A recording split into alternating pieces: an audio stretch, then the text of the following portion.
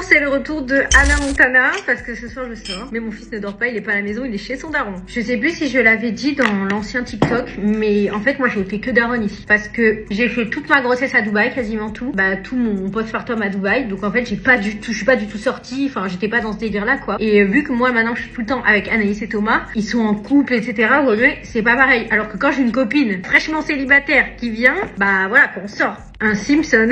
En fait, je crois que j'ai fait de la merde avec la teinte. Et ce pinceau, qu'est-ce qu'il est nul. En plus, j'ai l'impression que le fond de teint, il sèche. Dites-moi si vous avez des conseils. Non, mais attendez, regardez-moi. Non, mais attendez, ça va pas du tout, là. Je suis quoi? Je suis un clown. Là, faut vraiment trust the process. Je vais sortir une formation maquillage. Mais attends, c'est une énorme dinguerie. Mais qui porte cette teinte?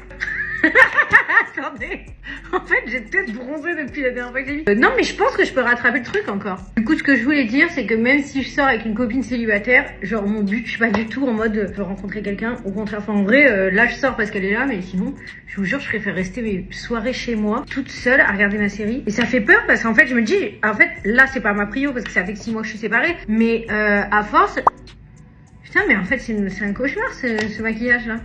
Voilà. Bon, en fait, je vais annuler ma sortie. C'est une dinguerie, là. Quand je suis toute seule, je me fais des bêtes de make-up.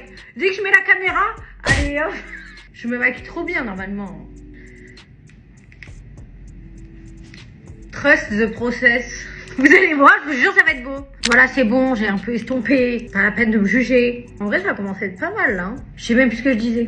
En vrai, je suis pas en quête de me trouver quelqu'un. Genre, vraiment, c'est un peu ma phobie en ce moment. Même si j'ai fait un podcast où je raconte tous les mecs dont je suis tombée amoureuse depuis ma rupture. Mais après, moi, je suis quelqu'un en mode, c'est pas je suis amoureuse, mais genre, quand je rencontre un gars, ou même quand je rencontre quelqu'un de manière générale, genre, je vois toujours le meilleur en la personne. Je fais ressortir toutes ses qualités dans ma tête. Du coup, à ce moment, je dis, mais en fait, je l'aime. Je suis comme ça, je suis une amoureuse compulsive. Sauf que le problème, c'est que 2 jours après, je m'en tamponne un rein de la personne. En fait, je suis lunatique de l'amour. Je contrôle pas mes émotions, genre ça me fait trop d'émotions et tout. Genre moi, je peux te dire, je l'ai fait en fait.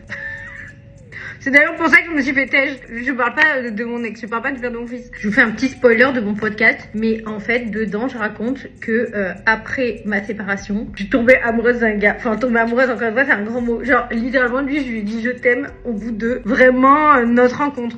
Je crois, genre, au bout de 1 jour. Bon, après, ça va, genre, il rigolait et tout. Mais il a quand même fini par me têche, donc je pense que ça a un léger rapport. Mais après, moi, je suis comme ça, en fait. Genre, je trouve que maintenant, on est grand. Guerre d'ego en mode, ouais, je vais faire genre que je le calcule pas. Comme ça, lui, il va revenir vers moi et il va me courir après. Ça sert à rien, en fait. C'est